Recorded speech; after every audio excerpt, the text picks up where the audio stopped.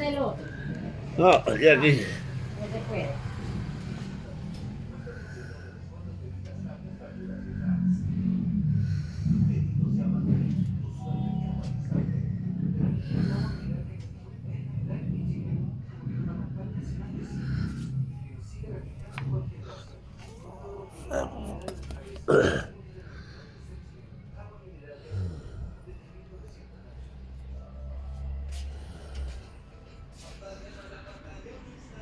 No, el Trump me parece que está bien.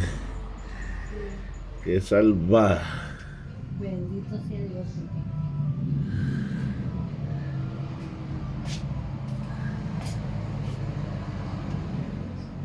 Pareciera que el Trump está bien ahí. Es un goteíto normal. El eje sí se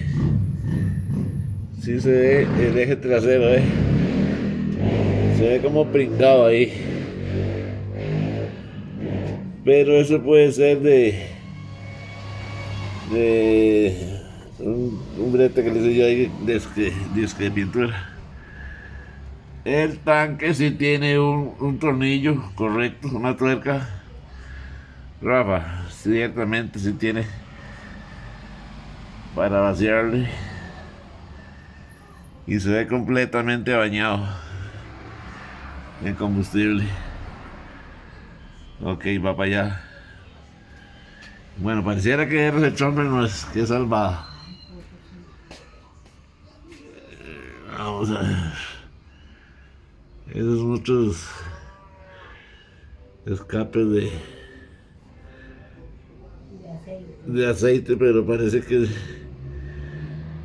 es como, no sé,